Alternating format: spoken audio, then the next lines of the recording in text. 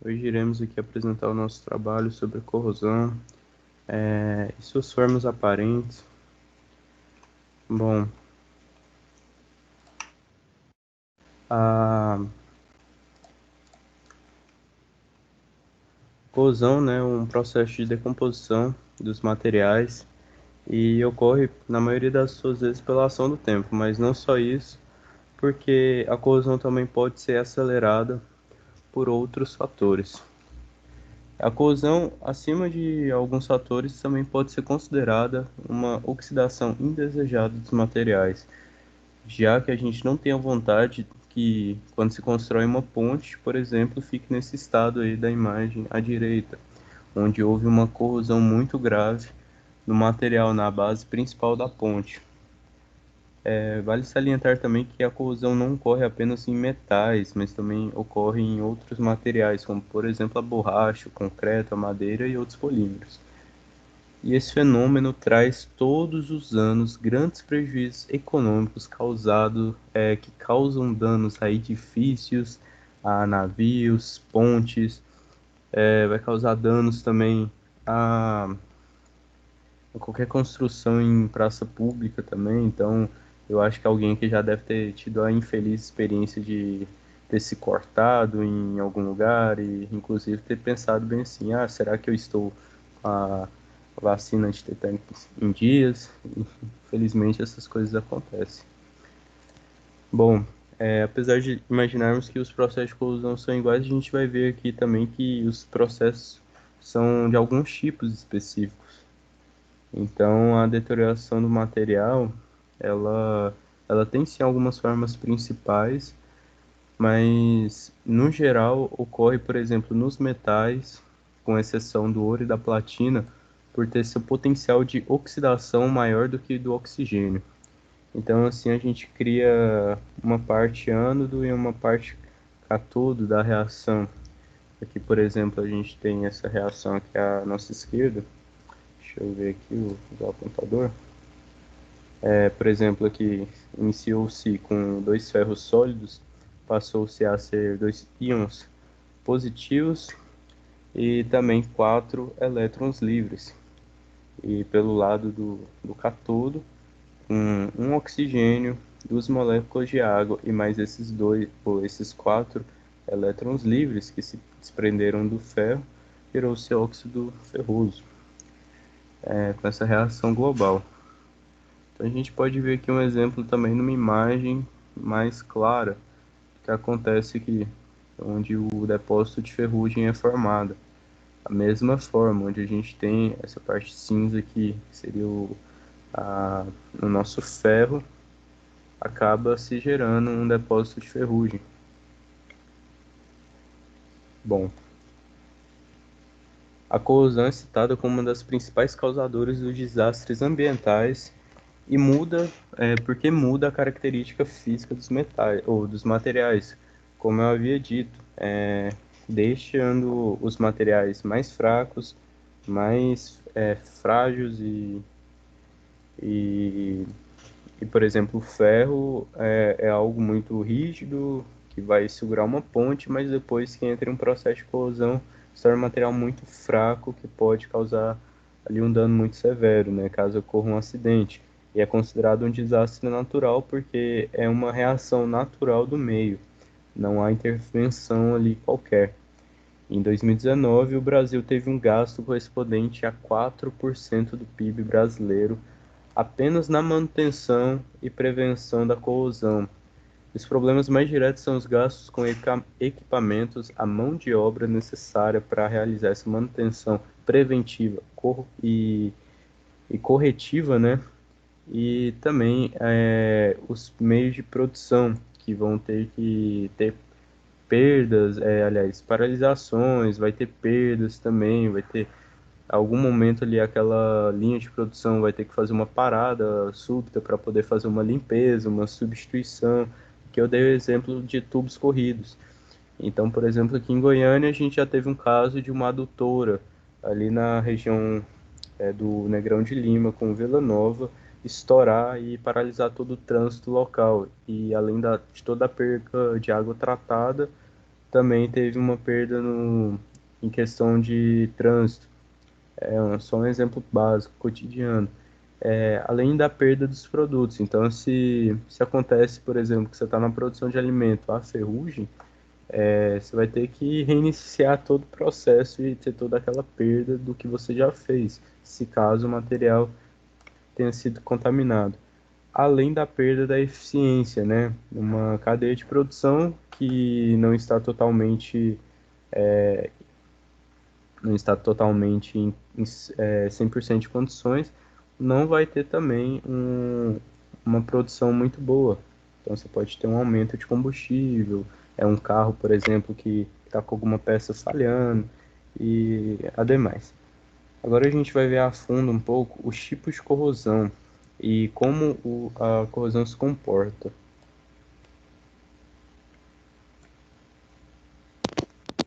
Só para testar o áudio, todo mundo conseguindo me ouvir? Sim. Ok, então. A primeira corrosão que a gente vai falar é a corrosão eletroquímica. É o tipo de corrosão mais comum, pois é o que ocorre com os metais, e geralmente ocorre na presença de água. Ela pode estar em duas formas principais. A primeira é quando o metal está em contato com um eletrólito, formando uma pilha. Eletrólito é uma solução condutora, um condutor iônico que envolve tanto as áreas anódicas quanto as áreas catódicas ao mesmo tempo. Um exemplo é o ferro, que se oxida facilmente na presença do ar úmido, quando exposto ao ar úmido, porque o ar úmido ele possui um potencial de redução maior que o potencial de redução do ferro. E por isso, o ar úmido se torna um ótimo oxidante em relação ao ferro. Não só em relação ao ferro, mas em relação a outros metais também. E nesse caso, a oxidação resulta no cátion Fe2+, que forma o polo negativo da pilha. Aí, como eu estou com o celular, não dá para eu mostrar. Mas aqui embaixo eu coloquei o ânodo, que é o ferro se tornando o Fe2+, mais dois elétrons. Embaixo o cátodo, que fica 2H2O, mais dois elétrons, se tornando H2 mais 2HOH-. Vai passar o próximo slide, por favor. Isso. Aí eu escrevi também. Enquanto os cátions Fe2+ migram para o polo negativo, que é o cátodo, os ânions OH- migram para o polo positivo, que é o ânodo. E ocorre a formação do hidróxido ferroso, que eu coloquei a fórmula aqui também. Aí embaixo eu coloquei a reação. E, posteriormente, na presença do oxigênio, esse mesmo composto é oxidado e forma o hidróxido de ferro 3. E depois vai perder água e se transformar no óxido de ferro 3 monohidratado, que também é conhecido como óxido férrico, hematita, óxido de ferro vermelho, ou como a gente conhece mais, a ferrugem. E também, só a título de curiosidade, eu pesquisei um pouco as frequentes aplicações do óxido de ferro, que ele é usado como matéria-prima na indústria de aço para a produção de algumas ligas, porém também é usado como polimento final de algumas joias e lentes. Ele também é usado como pigmento e também é usado na gravação magnética, que é umas curiosidades que eu achei interessante sobre o óxido de ferro 3. E aqui embaixo eu coloquei a reação completa, vai formar ele. E a segunda forma de corrosão eletroquímica, agora quem vai falar é o Eliezer. Bom dia. A segunda forma é quando a gente tem dois metais ligados por um meio eletrólito. Ou seja, eles vão se transformar em dois eletrólitos. Por exemplo, aí é o ferro e o cobre, onde o ferro ele tem um potencial de oxidação maior que o do cobre. Ou seja, ele vai oxidar mais e vai doar elétrons para o meio. e o cobre vai receber esses elétrons. No caso, ele vai ser o cátodo. Então, a gente pode ver na imagem, gerando um fluxo de elétron.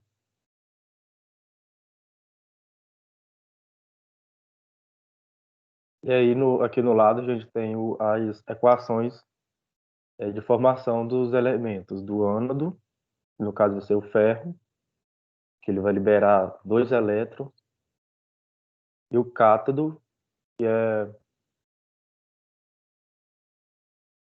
vai receber esses elétrons formando esse hidróxido. O produto da corrosão vai ser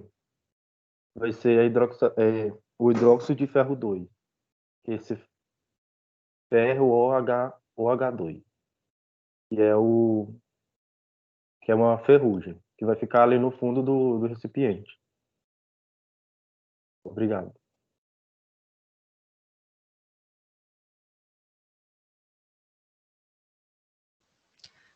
Outro tipo de corrosão é a corrosão química. Ela também pode ser chamada de corrosão seca, pelo fato de ocorrer com contato direto entre o material e o agente corrosivo, sem necessidade de solução aquosa. Na corrosão química também não há transferência de elétrons de uma área para outra. Mas apesar de ser chamada de corrosão seca, o acontecimento dela, o advento da corrosão química, muito em função do ponto de orvalho, né? A corrosão química acontece em temperaturas acima do ponto de orvalho, devido à reação com oxigênio ou outros gases, formando uma fina camada de óxido. Porém, quando ocorrem temperaturas mais elevadas, o que é mais usual, essa camada torna-se mais espessa, a conhecida corrosão ou oxidação em altas temperaturas. Só chamando a atenção, o ponto de orvalho designa a temperatura a qual o vapor de água presente no ar ambiente passa ao estado líquido, na forma de pequenas gotas, via da condensação, o chamado orvalho. Então, quando a gente vai falar de corrosão química, apesar de ser chamada de corrosão seca, ela tem que considerar as condições atmosféricas, tá? Entre elas a temperatura e a umidade do ar.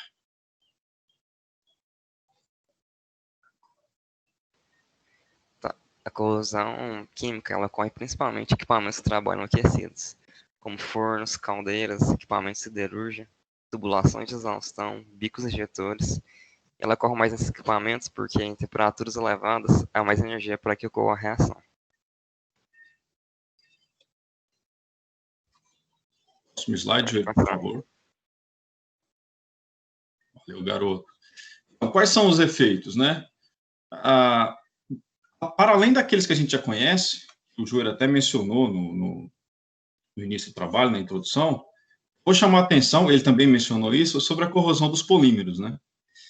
A gente costuma achar que a única coisa que vai enferrujar é material de natureza metálica, como ferro, por exemplo. Mas, na verdade, é que não é bem assim. Então, polímeros como plásticos só e borrachas...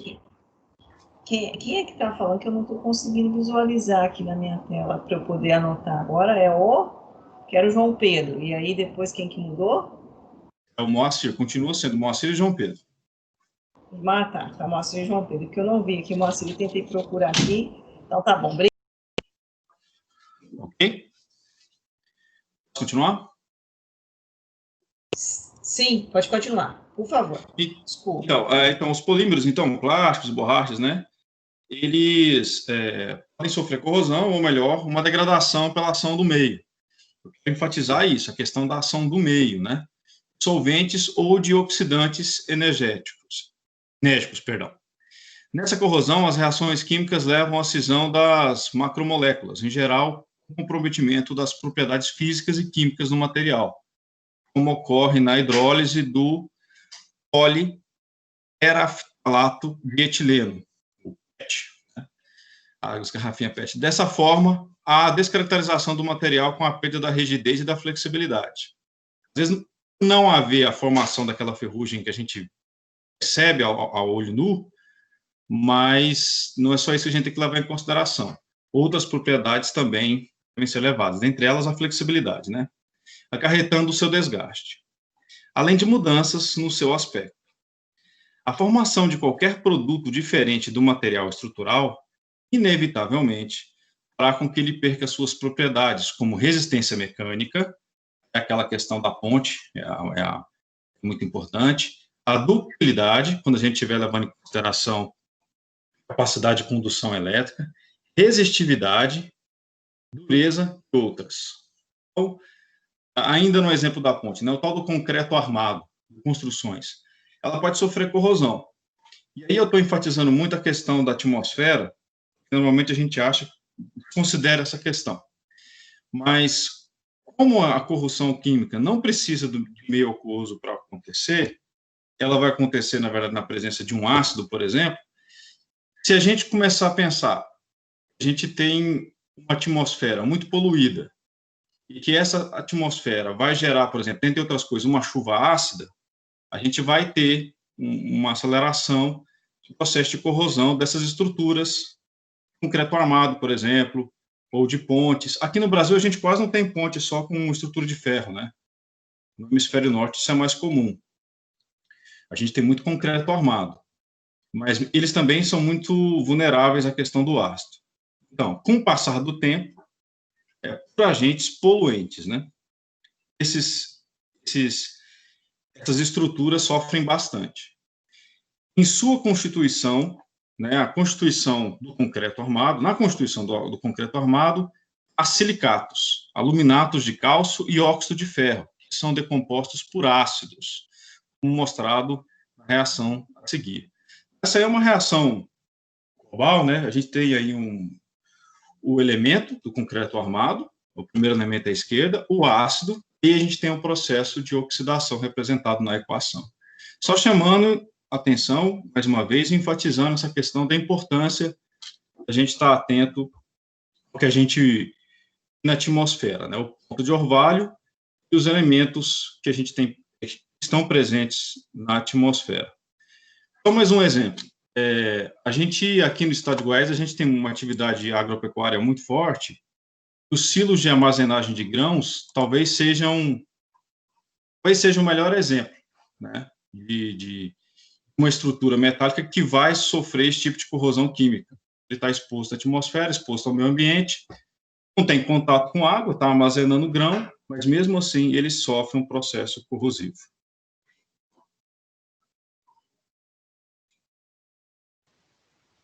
Passa o slide.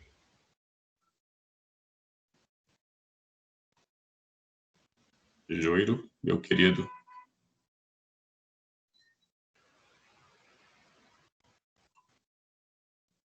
Enquanto o nosso slide não passa, professora. Oi, não passou aí, não? Ok. Pra mim já tá a imagem. Ele não passou. Mas tem problema não. Na verdade, agora o João Pedro vai falar. Passou aqui para mim. Passou? Esse aqui A passou. imagem É o do 8, já. número 8. Para Número mim não 8 está passou aqui na ainda, não. tela. Professora, a senhora está Pra com mim moral tá. com o time. Passou primeiro para a senhora, mas não passou para a gente, não. É o slide número 8. É esse A mesmo. destruição Tá do passando. concreto. Está aqui na tela. Eu ainda estou vendo o 7. Ué, Eu tô vendo o Também 8. tá no 7 ainda. Agora passou para o 8 no meu. Tô vendo o Nós 8. estamos em universos paralelos, a verdade é essa. Então, vamos lá. isso, é questão dos elétrons. É só os elétrons chegarem. Eu vou profundo isso, hein? Acho que eu não tenho condições de continuar a apresentação, não. Continue, João Pedro. Tá bom, tá bom. A destruição do concreto, ela pode ser observada em pontes e viadutos, como o Moacir disse. E ela tem como uma das causas a corrosão química, devido à ação dos agentes poluentes sobre seus constituintes. Por exemplo, cimento, areia e os agregados de diferentes tamanhos.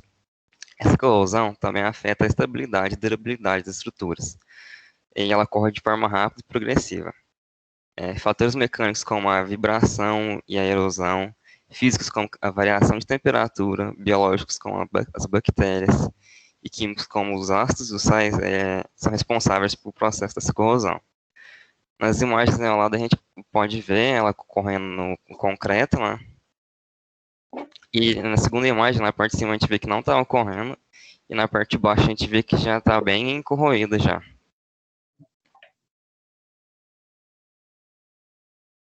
Pronto, pode passar.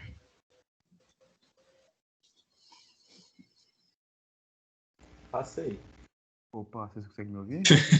Passou. Alô, alô, conseguem me ouvir?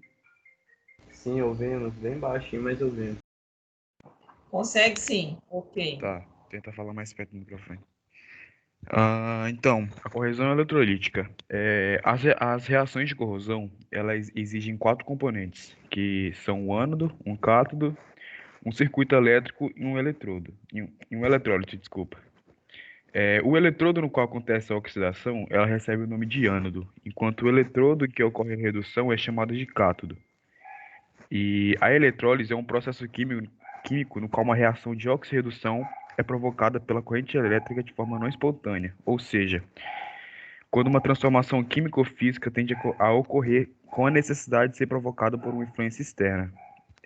E sendo assim, elas são classificadas como processo não espontâneo. E quando não há isolamento ou aterramento, ou estes estão com alguma deficiência, formam-se correntes de fuga, e quando elas escapam para o solo, formam-se pequenos furos nas instalações, como vocês podem ver na imagem acima. Passa aí, por favor, mano. Por favor.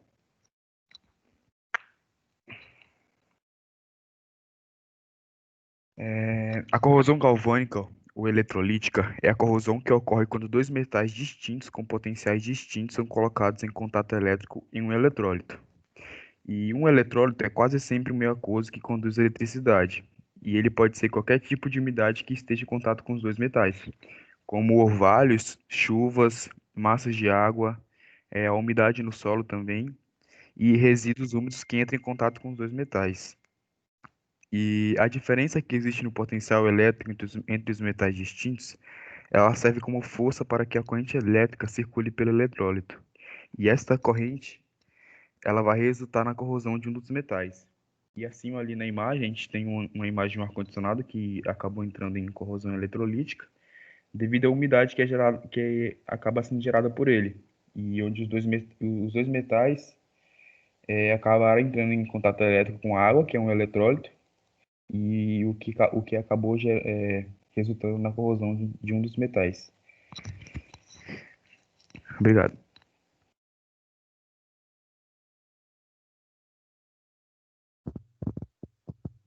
Vocês estão conseguindo me ouvir, gente? Sim. Sim, Ok. estou ouvindo.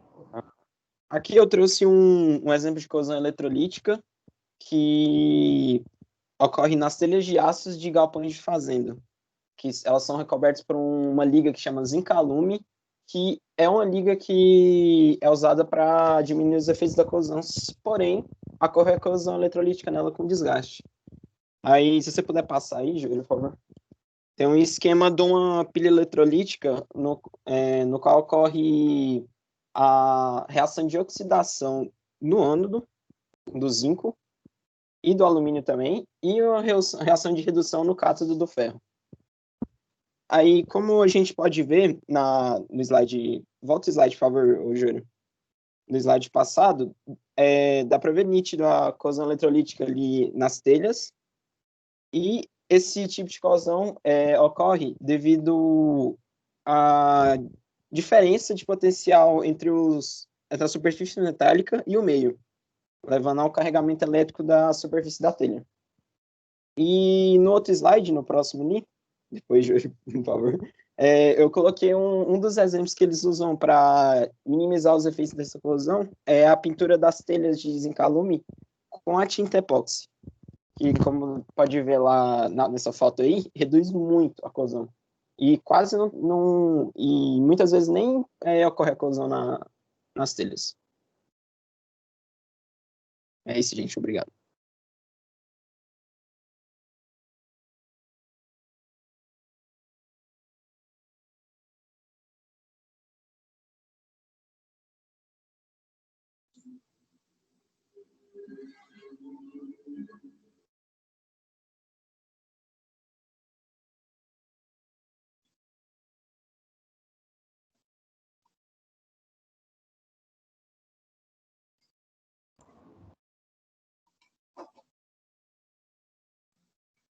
Joelho, eu acho que a gente não está discutindo. Opa, perdão. Essas Agora duas- está? Também Então, não estava ouvindo, não, Júlio. perdão, A gente viu o pessoal. cursor se mexendo aí, mas não tinha sua voz, eu achei estranho. Perdão, pessoal. Bom, a corrosão também, na corrosão também existe alguns casos específicos onde se tem uma bem utilidade dela. Por exemplo, na anodização do alumínio, que é, aqui, por exemplo, a gente tem um mosquetão ao lado, que é adicionar uma fina camada de óxido na superfície, inclusive adicionando essa cor aí também, né? Além da característica física em questão de apresentação da peça e também para evitar a corrosão da mesma. Então, adicionando essa fina camada de óxido e um processo eletrolítico, que é feito em um processo eletrolítico de banho do alumínio. Então, a gente consegue adicionar aqui além do alumínio, também a gente consegue fazer isso em outros materiais, como o nióbio, o tântalo, o tungstênio e o titânio. Também o pessoal faz esse mesmo processo para evitar a corrosão. Existe também a fosfatização de superfícies metálicas. Quem aqui já viu, por exemplo, em uma construção ou na instalação de um portão novo, ou qualquer coisa assim do tipo, onde o material estava bem poroso, estava aquele cinza escuro, se passa a mão assim, se sente bem poroso, aquilo é a fosfatização. É um processo que é feito para que a adesão do esmalte sintético ou que o, o banho de tinta anticorrosiva seja muito mais, se fixe muito melhor na superfície do metal.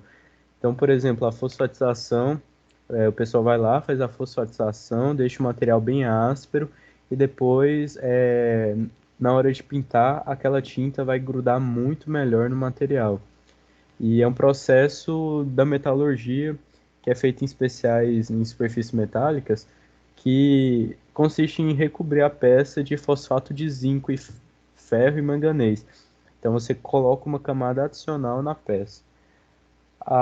Também existe a proteção catódica com anodo de sacrifício, perdão, e basicamente você colocar uma camada extra de metal no seu material que você não quer que corroa, ou que tenha a corrosão muito alongada, que vai demorar muito mais para ocorrer.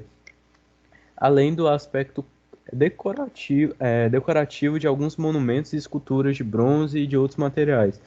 A gente tem exemplo aqui, quem aí não sabia que a Estátua da Liberdade começou aí bonitinha, com essa cor, quando inaugurada, e foi ocorrendo o processo de corrosão, que ela inclusive está no mar, né, uma ilhazinha na beira ali de Miami. Miami não, perdão, esqueci o nome agora, mas a cidade de Nova York. E foi ocorrendo esse processo, então a gente já está aqui nessa casa aqui dos 30 anos da estátua e ela já está bem azulada. Isso foi um processo de oxidação. Bom, antemão também existem os casos onde a engenharia falha, né, e às vezes por conta da questão de você deixar de fazer uma manutenção preventiva, ocorre em alguns casos graves.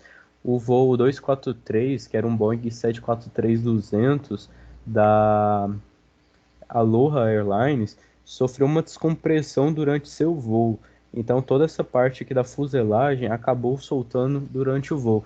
Isso aconteceu em 1988. Infelizmente, um tripulante acabou, foi não sei se essa palavra serve, mas acabou saiu do avião, não resistiu à queda, né? E perdeu sua vida. Essa descompressão da fuselagem ocorreu por conta da questão dos ciclos. Quando um avião é feito, um avião é projetado, hoje em dia os aviões são, em sua maioria, de fibra. A fibra polímera ali, fibra de vidro, para ficar mais barato sua construção, mas ainda existe muito avião de metal em circulação. Então esses aviões eles tinham seus ciclos. Aqui, por exemplo, está falando o avião já tinha acumulado 89.680 ciclos de decolagem e pouso. Toda vez que um avião decola e pousa, considera-se um ciclo. Mas ele foi projetado inicialmente para 35 mil ciclos. Você extrapolar esses ciclos em si não é um problema. Porém, você extrapolar essa quantidade de ciclos sem fazer as revisões necessárias na fuselagem, aí já é um problema muito grave. E aqui a gente tem um exemplo bem claro disso aqui. Felizmente, o piloto conseguiu pousar o avião e só uma pessoa veio a falecer, né? Mas poderia ter sido muito mais grave essa descompressão, essa despressurização. Então, vale salientar que o engenheiro, um técnico, tem a responsabilidade também sobre vidas. Se você não cumprir ali muito bem e planejar muito bem as estruturas, as coisas que você está colocando ali que são de metais e não considerar o meio externo, não considerar a corrosão e o efeito do tempo, isso vai poder causar um acidente grave. Gente, então, aqui está nossas bibliografias, estarão disponíveis para consulta, se alguém quiser. Desejo um obrigado e se alguém tiver alguma pergunta, estaremos dispostos a responder. Obrigado. Pelo visto ainda não passou o slide, né? Que eu estou com o celular aqui de feedback. Estou na minha telinha de obrigado aqui. Tá na telinha de obrigado. Pois é, eu estou com o celular Mas aqui você do pode... lado e no celular está na bibliografia, mas... Os elétrons não passaram aqui ainda para mim, não. Meus elétrons chegam bem rápido, gente. Já chegou aqui para mim. Tá alto, hein? Tá, esse fluxo eletrônico aqui. Bom, pessoal, pode deixar os slides de vocês, porque a gente vai precisar retomar aí para a gente fazer alguns comentários, né? Então, já pode deixá-los aí, não retira não, tá, Júlio? Você que está com o comando, né? Professor, pode permanecer. Tudo Sim. Bem.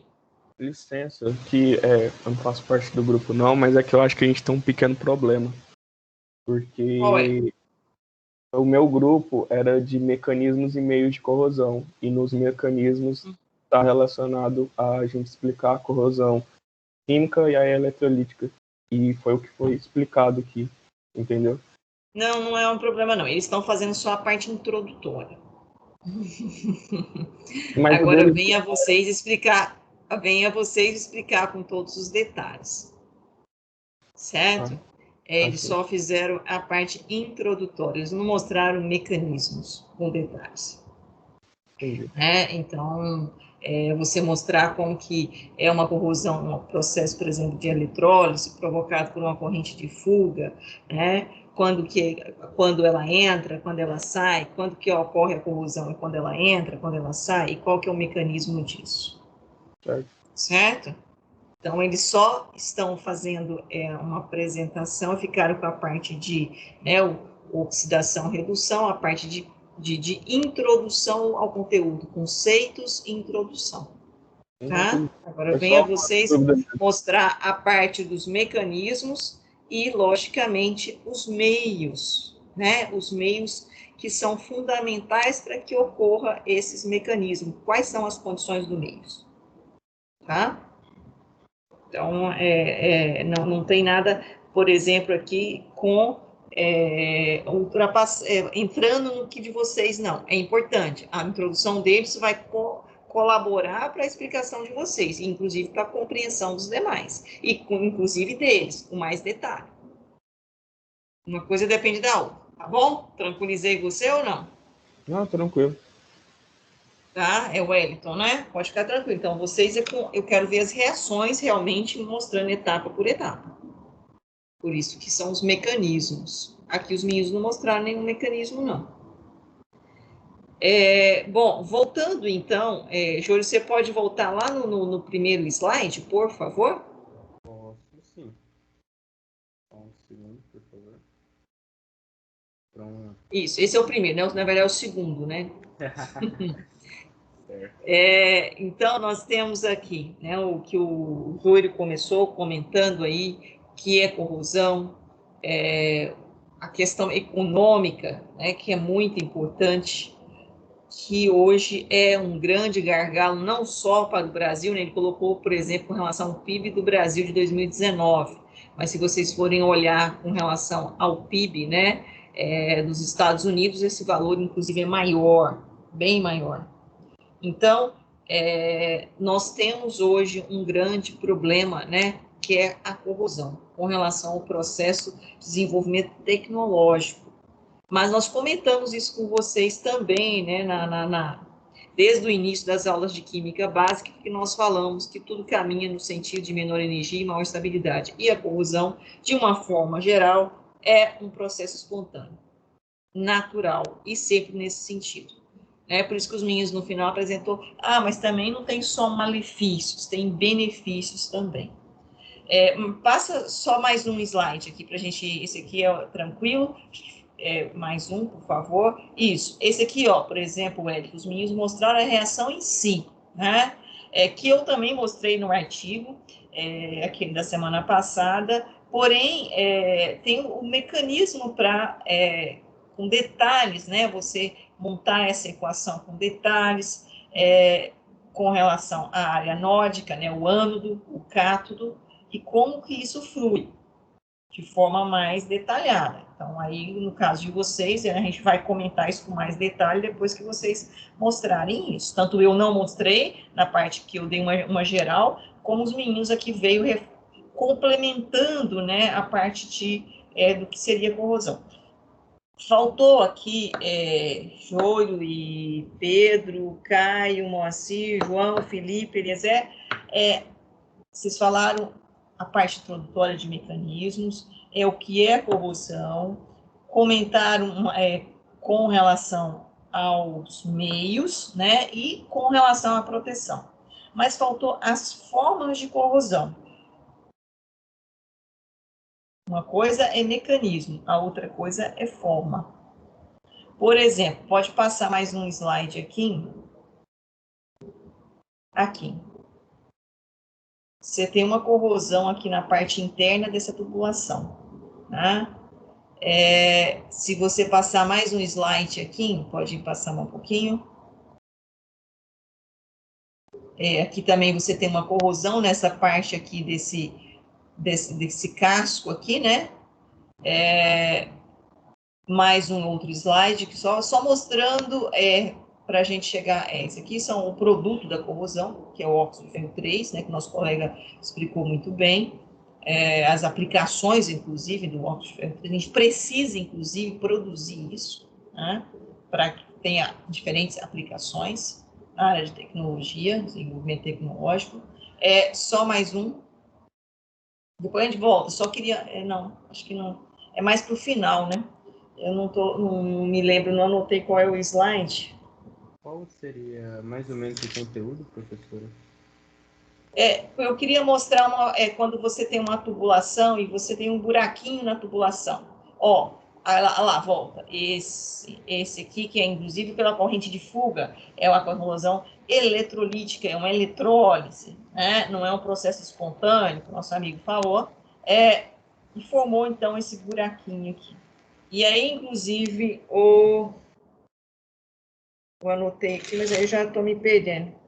Acho que foi o Moacir que comentou, se eu não estou enganada, com relação ao acidente ou da doutora ali perto do Negrão de... Foi o Moacir, não? Foi quem? Fui eu, Jôlio. Jôlio, isso. E nós tivemos um problema também grave, eu acho que você estava lá no Instituto, Jôlio, lembra quando o Parque Mutirama teve um acidente lá? Sim, há 2, 3 anos atrás? Sim. Isso, né? Que rompeu lá uma estrutura de um brinquedo, que inclusive, né, uma senhora parece que perdeu os membros inferiores, enfim. Exatamente provocado por uma corrosão, né? E aí, onde a gente, quando a manutenção, a prevenção, não, né, como vocês citou o exemplo da aeronave, não é feita, né, nós temos acidentes graves. E das formas de corrosão mais complicadas que nós temos é a chamada corrosão putiforme, que é a corrosão puntiforme? A gente tem alveolar, nós temos a corrosão em placas, nós temos a corrosão generalizada, mas nós temos a corrosão puntiforme, que na verdade são pequenos buraquinhos, superficialmente a gente vê pequenos buraquinhos, mas ela é profunda, então ela é difícil de ser detectada. Então, normalmente eu passo, né, mesmo se seja uma estrutura metálica exposta e está com toda a camada de proteção, aparentemente, né, não é o caso aqui que está bem ampliado, mas aparentemente eu não vejo nada a olho nu. Mas há pequenos buraquinhos com diâmetro externo muito pequeno, mas profundidade extensa. Então, o que acontece com essa estrutura? Vamos supor que eu tenho uma estrutura maciça, metálica. Então, tenho pequenos buraquinhos. Eu vou dar um exemplo típico. Quando você está com um dente, né, cariado, com uma cárie no dente. Aí você olha no seu dente, na parte externa dele, parece que não tem nada. Mas você começa a sentir dor, sentir dor, sentir dor. Aí você vai, né, ao dentista, e quando ele faz lá aquela broquinha e abre o seu dente, muitas vezes o seu dente na parte interna dele tem uma cratera, totalmente corroído internamente, mas externamente, esteticamente, está a casquinha linda e maravilhosa. Isso acontece com as estruturas metálicas. Essa é uma das formas de corrosão mais complicadas em lidar e detectar. Imagina isso numa estrutura, né, gigantesca de uma indústria, que foi o que aconteceu, por exemplo, no Parque Mutirama. Era uma estrutura de sustentação de um determinado, né, brinquedo, que tinha ali a questão da força, né, concentrada, a questão mecânica pontual que ali acontecia em ciclos. E aquele ponto, então, sofreu corrosão, não foi uma corrosão que a gente fala puntiforme, um pontinho, só que dentro ela tinha degradado toda a estrutura, né, que foi o que o Júlio falou lá no início. A corrosão é uma degradação, né? Na verdade, é uma quebra das ligações químicas que nós estudamos, quebra das ligações e transformação em uma outra substância, né? Como tem, volta aqui só, deixa eu ver agora, era o que tem o slide do zinco e do ferro, só para eu mostrar o exemplo da pia, que o nosso amigo Caio mostrou, se eu não me engano. Zinco é mais para frente, não é para trás, é para frente, isso aqui, né? É exatamente isso aqui que acontece. A gente tem aqui, né, uma corrosão, onde o que vai acontecendo com o material que tem maior potencial de oxidação? Ele vai perdendo massa. E para onde vai essa massa? Ela vai sendo depositada no material que tem o quê? Menor potencial de oxidação e maior potencial de redução. Na verdade, é uma diferença de potencial. Alguém tem maior tendência em oxidar e alguém tem maior tendência em reduzir, né?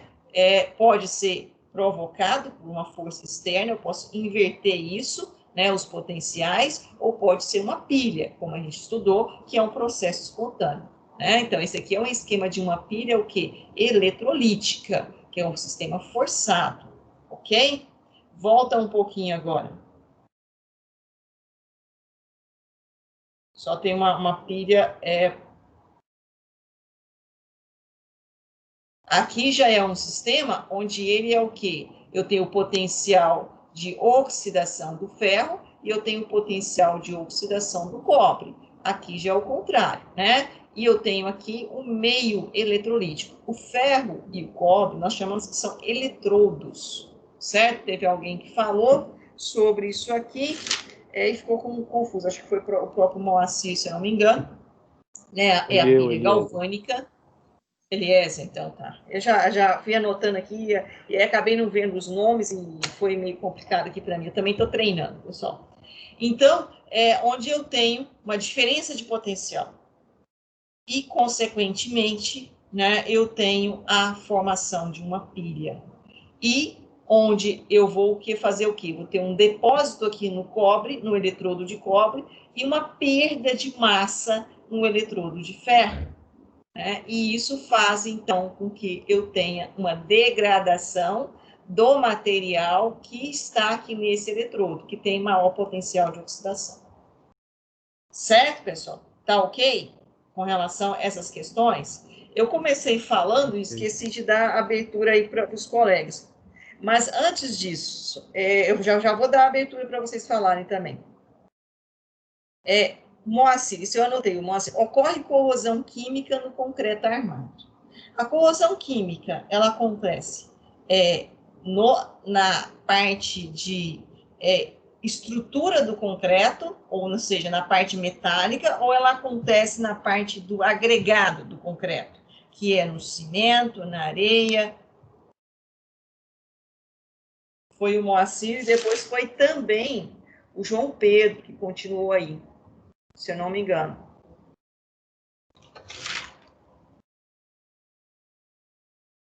A fórmula que a gente colocou é no agregado, né? Isso, é no agregado. A estrutura metálica, então volta lá naquela fórmula do silicato que você colocou lá, anteriormente. No slide anterior, Júlio. Isso, aqui. Isso, essa aqui, ó. Né? Que você tem aqui, na verdade, né? O material que... a estrutura química que compõe o cimento e a areia e o agregado, logicamente, a gente tem água, em presença de ácido, né? Quando você tem um meio, uma atmosfera, né? Ou algumas características. Quando a gente fala no meio eletrolítico, eu posso estar falando, né? Em meio atmosférico, posso estar falando na parte hídrica, né? Ou mergulhado em algum recurso manancial, ou no próprio solo. Logicamente, tem trocas. A gente não tem um meio separado do outro, segregado do outro, né? São 3 meios: atmosfera, hidrosfera e litosfera. Eles não estão separados. E todos são o quê? Soluções eletrolíticas. Agora, quando eu tenho uma corrosão química, eu não preciso ter uma solução eletrolítica. Eu posso ter simplesmente uma substância a qual vai atacar aquele material, ou seja, é um ácido, é uma base. Por exemplo, você colocou aqui, né, o HCl. E meio aquoso, eu posso chamar de ácido, é o ácido clorídrico, que está em meio aquoso. E, logicamente, ele vai quebrar essa ligação hidrogênio e cloro, e isso faz com que esse H+, vai quebrar as ligações nessa estrutura aqui, do óxido de cálcio e do óxido de silício. E isso é uma reação química. Não tem transferência de elétrons, tem quebra de ligação. Sem transferência de elétrons. Certo? Então, quando você colocou no agregado, né, não é na armadura, concreto, a parte concreto armado. Eu tenho o agregado e tenho o quê? A parte metálica, que é a que dá sustentação. A que dá sustentação, né, que é a parte de estrutura metálica. Ela sofre corrosão química ou corrosão eletroquímica?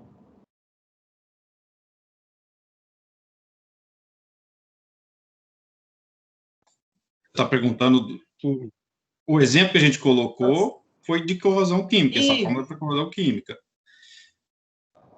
Pois é, mas aí eu perguntei para você, Massi, olha, na estrutura metálica, né, o concreto armado tem estrutura metálica e tem o agregado, certo? A parte de estrutura metálica sofre corrosão química ou eletroquímica? Está falando as barras de aço que está no concreto armado? Isso, as barras de aço, isso, que dá a sustentação. Bem, a sua pergunta me faz pensar que talvez seja uma corrosão eletroquímica. Exatamente, é uma corrosão eletroquímica. Agora, na parte concreto, que eu tenho os agregados, areia, pedregulho ali, cimento, acontece que é exatamente isso aqui, né? Essa fórmula que eu coloquei, né? A forma do agregado. Exatamente. Isso, a forma do agregado. Isso acontece corrosão química ou eletroquímica? Dado o agregado que a gente colocou aí, é química. Essa aí é da corrosão química. Exatamente. Então, na estrutura, né, na construção civil, eu posso ter as duas corrosões acontecendo simultaneamente.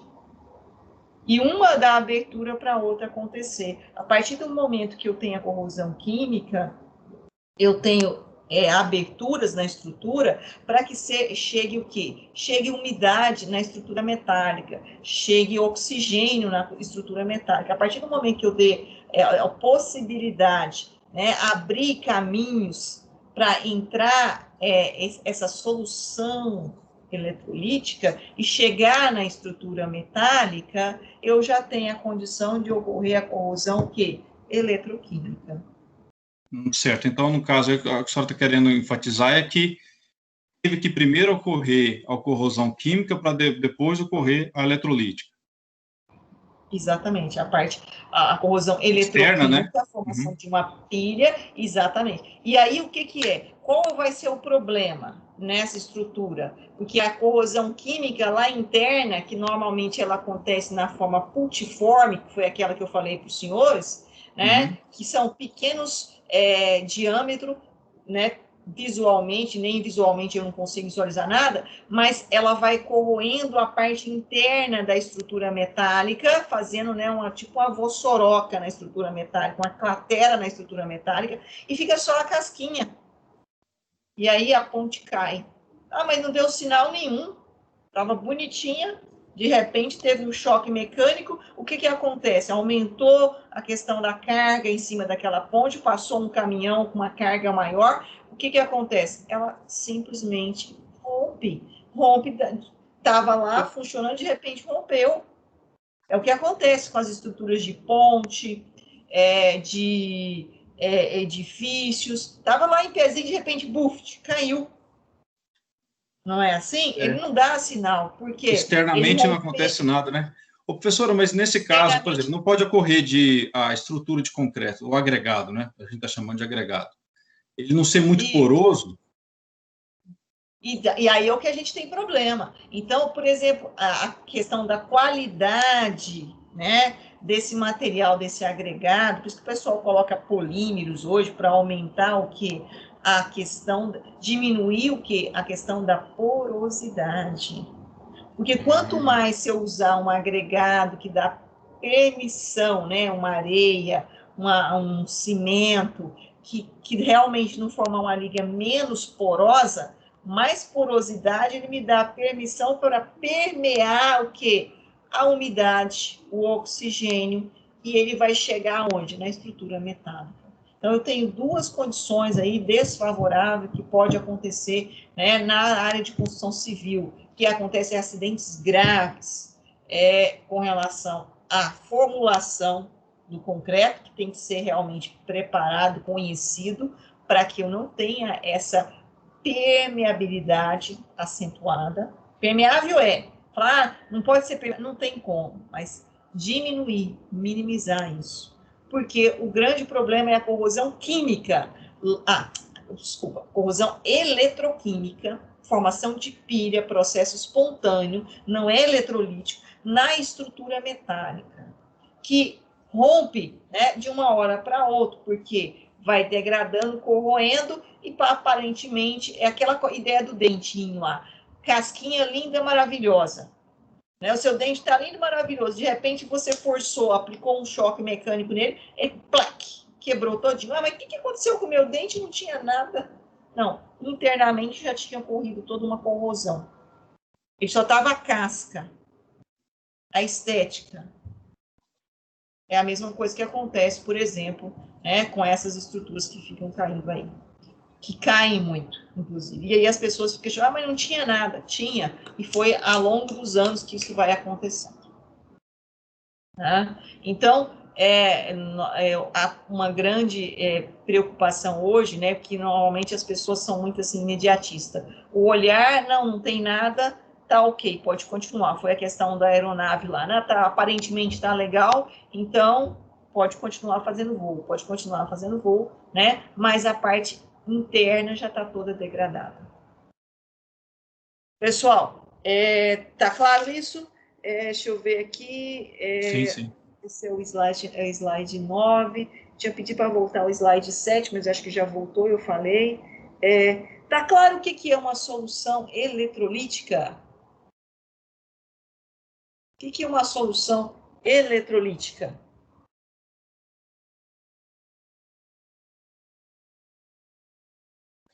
Uma solução que tem água? Nem sempre. Essa é por isso que a pergunta que teve alguém que colocou no slide 9, exatamente, que foi você, Moacir, que falou, é uma solução eletrolítica, aí você comentou, ela tem que, aqui, ó, tem algum lugar aqui que você falou assim, a maioria das vezes presença de água, nem sempre, tá? Por isso a maioria das vezes, né? Nem sempre. Isso, por isso a maioria das vezes, nem sempre. Então, é importante, assim, porque muitas vezes o pessoal pensa, a solução pensa que tem que ser um meio aquoso ou no estado de agregação líquido. Não, certo? É uma solução eletrolítica, logicamente, eu tenho que ter fluxo de elétrons, tem que ter condição de fluir os elétrons. Normalmente, o nosso solvente mais indicado é a água, tá? Mas eu posso ter, em determinadas condições, né, sem a presença de água. Eu posso ter um outro solvente também, tá?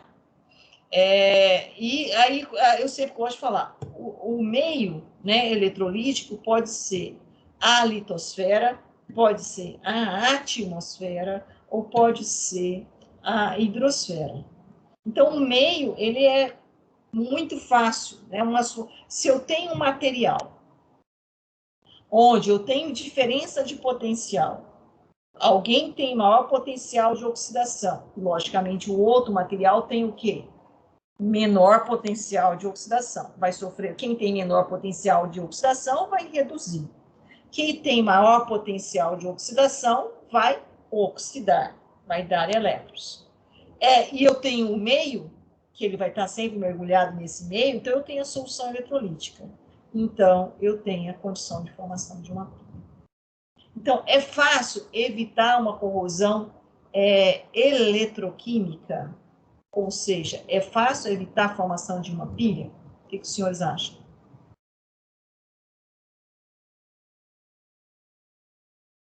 Professora, para mim, não. Sobretudo por conta dos três meios. Foi uma coisa que me chamou muita atenção, essa questão da atmosfera, a ação da atmosfera. Exatamente. Então, não é fácil evitar a formação de uma pilha. Qual é uma das características que eu posso evitar a formação de uma pilha? Como que eu posso evitar a formação de uma pilha? Eu vou deixar para os meus colegas aí. Se eu não tiver diferença... Isolando dos colegas. Isolando. Ou eu tendo um meio extremamente o quê? Heterogêneo ou homogêneo? Homogêneo. Para eu ter um meio homogêneo, é um grande gargalo, né? Porque é muito difícil eu chegar em algo que seja extremamente homogêneo. O nosso grupo do próximo da aula vai falar de meios homogêneos e de meios heterogêneos. Porque se eu tenho essa característica, né, de meio heterogêneo, eu tenho diferença de potencial. Se eu tenho diferença de potencial e tenho a condição ideal, que é a solução eletrolítica, que está dentro dos três ecossistemas, vamos dizer, os três compartimentos, melhor dizendo, que nós existimos, então eu tenho a formação de uma pilha. Ciência de novos materiais. A busca por quê? Para cada vez mais desenvolver material mais homogêneo possível. Por quê? Porque se eu desenvolver um material mais homogêneo possível, o que acontece com esse material? Eu tenho uma menor diferença de potencial. Se eu tenho uma menor diferença de potencial, então eu tenho um fluxo menor de elétrons, consequentemente o potencial de oxidação e redução são menores, a diferença. Quanto menor a diferença entre o potencial de oxidação e redução, menor é a corrosão. No caso da formação de pilha. Sim?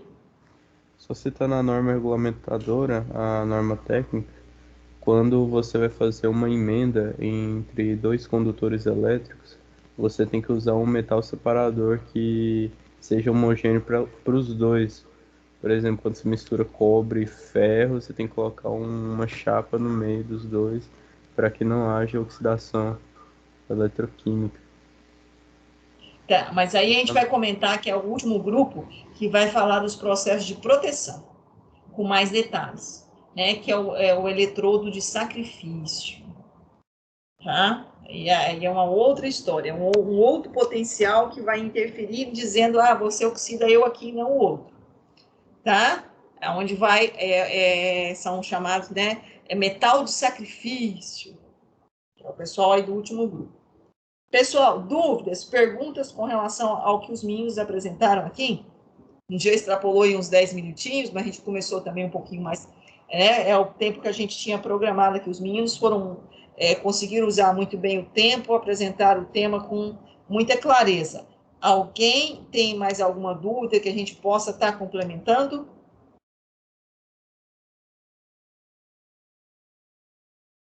Sim? Algum integrante do grupo quer fazer mais algum comentário?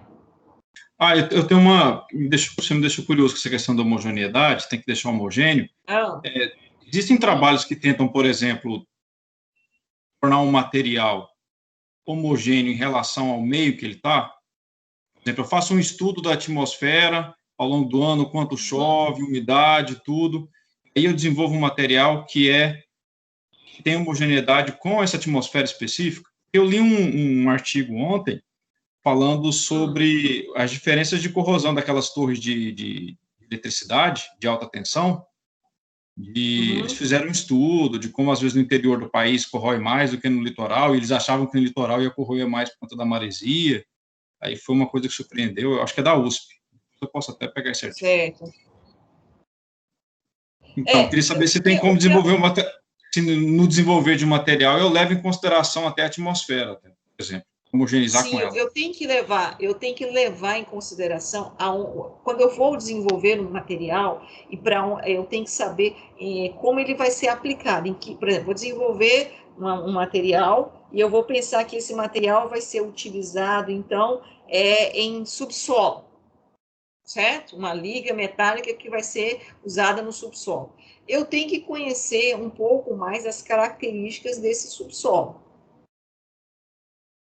Então, quando eu vou pensar nessas características, para que eu tenha um material que tenha maior resistência às características dessa solução eletrolítica que está nesse subsolo. Mas isso é muito complicado, porque quando eu estou desenvolvendo uma determinada liga, às vezes eu não sei qual subsolo vai ser aplicada. Ela vai ser aplicada numa diversidade de subsolos.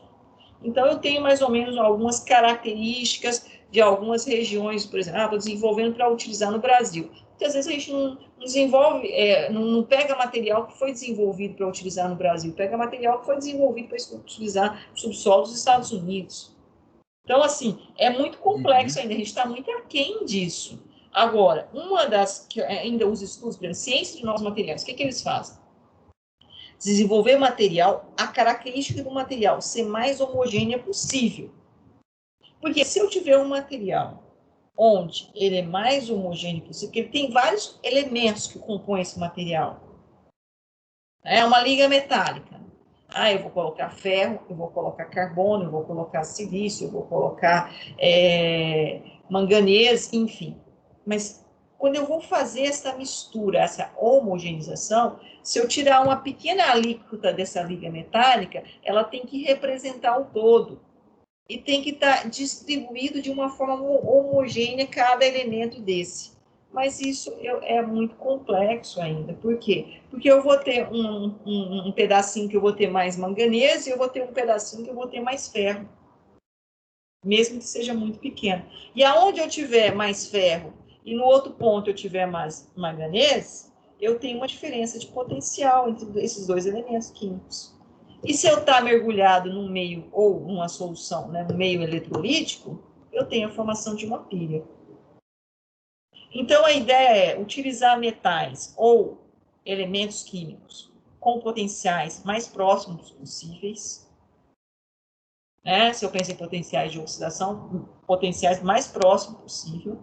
E tentar fazer com que eles fiquem mais distribuídos de uma forma mais homogênea possível. Agora, logicamente, quando eu vou aplicar esse material em um determinado meio, eu tenho que conhecer as características desse meio, para eu poder, inclusive, dizer qual é a durabilidade. Ah, eu posso dar uma garantia dessa estrutura aqui que eu estou projetando por 5 anos. Depois de 5 anos, já não garanto mais. Lá, aquela aeronave que o Joelho mostrou, era o quê? 35 mil ciclos que o engenheiro mecânico deu. Mais de 35 mil ciclos eu não garanto mais. Então, eu tenho que fazer uma manutenção e eu tenho que, novamente, dar uma nova garantia. E, logicamente, a próxima garantia é menor. É assim. E aí vai degradando, até que chegar num ponto que não tem como mais, tem que voltar de novo para, né, aquele material reciclar e retomar novamente um novo produto. Tentando homogeneizar. Certo, Moacir? Compreendeu ou não? Consegui responder ou não sua pergunta? Não, sim, sim. Sobretudo aquele lance da gente importar material que é feito para um meio diferente do nosso, e aí dá exatamente, exatamente, foi projetado por uma característica, a gente vai utilizar para outra. Então, a corrosão é um gargalo, não só no Brasil, em todos os países. E é muito difícil de tentar, né, caminhar. Esse é um dos gargalos para a área de engenharia, principalmente, em todas as áreas de engenharia. Eu falo engenharia na parte, né, civil, construção civil, engenharia na parte de controle, né, automatização de um sistema. Porque você propõe a automatização de um sistema, você tem que dar uma garantia desse sistema. Mas ele, com o tempo, ele tem o quê? Tem um meio eletrolítico e tem a diferença de potencial que compõe aquele material ali. Vai corroer? Vai corroer. A hora que ocorrer a corrosão, vai continuar ocorrendo o sistema de transferência, o circuito, a automatização? Não vai funcionar. Né? E aí você tem que ir lá fazer a sua manutenção e você tem que, inclusive, calcular o tempo necessário para fazer a manutenção. E aí precisa conhecer de todas essas características aí. O capítulo 13, quem quiser se aprofundar um pouco mais, na parte de corrosão, tanto na terceira edição, quanto na quarta edição, quanto na sexta edição do Vicente Gentil, ali, daquele livro, o capítulo 13 é o mais importante. Só que ele é um capítulo bem extenso, ele fala sobre a velocidade de corrosão. É lá que você aprende a fazer todos os cálculos e como você vai, por exemplo, dar uma previsão de durabilidade de vida útil de um determinado material, através da velocidade da corrosão. Certo, pessoal? Então, os senhores futuros engenheiros têm que ter esse material em mãos. Tem que saber isso de cabeça? Não, professor. Tem que saber consultar e entender o que você está consultando. Tá ok, pessoal? Mais alguma pergunta, mais alguma dúvida? Deixa eu só baixar aqui a lista de presença. Baixando a lista de presença. Professor, e agora vou parar a gravação. Sim, pode falar. Eu pensei que a separação dos grupos seria na aula de sábado. Eu entrei aqui e não tinha aula. Aí eu tô sem grupo ainda. Então você pode ver com o grupo 2. Não, porque o que a gente conversou. É que eu não tenho contato de ninguém. Ah, tá. Então, aí, aproveita agora, né? Que tá o pessoal aí, grupo 2 e grupo 3. O nosso amigo, quem que é o amigo que tá falando? É o? João Vitor. João Vitor. João Vitor pode entrar no grupo 2 ou no grupo 3. E aí você conversa, quem é que ficou responsável pelo grupo 2? Fala para mim. Tá aí? É eu. Aí, ó, tem o Wellington. Você pode conversar com o Wellington, o João Vitor, ou o grupo 3. Quem é o grupo 3 que foi o responsável? É eu, professor, Matheus. Matheus. Então, a gente tem o Wellington e o Matheus aí. O Wellington é o grupo que vai apresentar na próxima quarta-feira. Não é isso, Wellington? Sim. E o Matheus é o grupo que vai apresentar no último dia, que é dia 5. Não é isso, Matheus?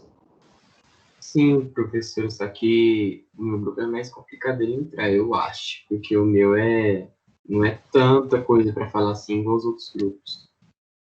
O seu é o que tem mais, Matheus. O seu é o gargalo. O seu você vai falar para mim sobre os meios de proteção. Sim, Você vai sim. falar proteção anódica, proteção catódica. Proteção catódica tem que explicar com muito detalhe. Não, Você vai falar da parte de polímeros, a parte de pigmentação. Ixi, o seu, Matheus, é o grupo que mais tem que falar. Vai depender do Matheus, o que ele acha. Se o grupo dele tiver tema para o outro aluno falar. Porque o grupo de proteção é o grupo mais complicado. O nosso está bem Por isso é o dividido, último. mas se tiver que entrar outra pessoa, a gente consegue encaixar. Aqui também, tá Então desse jeito.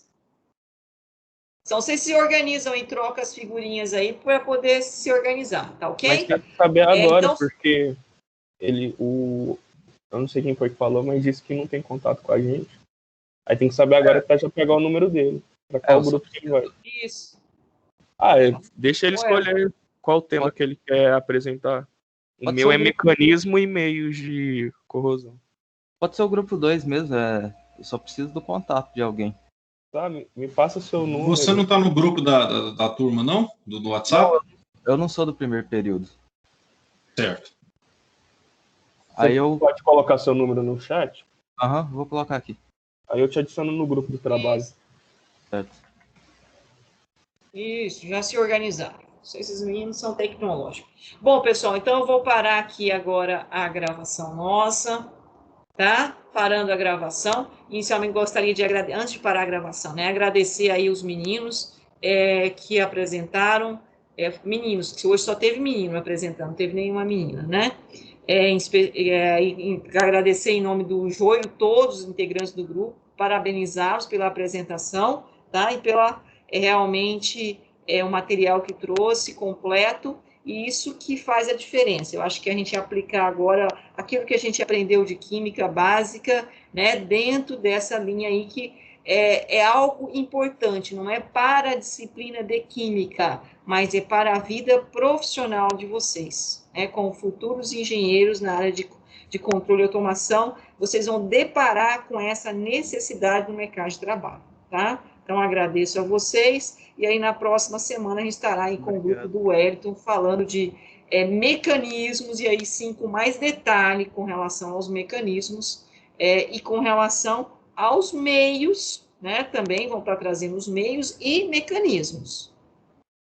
E aí trazer algumas reações, pode trazer, por exemplo, a reação do concreto com mais detalhe, que é extremamente interessante, tá? Em estruturas, tanto a reação, né, a corrosão química, quanto a corrosão eletroquímica, quanto a corrosão eletrolítica, né, provocada por corrente de fuga, que é algo muito complicado na área de vocês, quando vocês têm a automatização de um sistema que é, inclusive, né, subterrâneo, tem problema com corrente de fuga. Tá ok, pessoal? Tudo bem? Alguém quer comentar mais alguma coisa ou posso parar a gravação?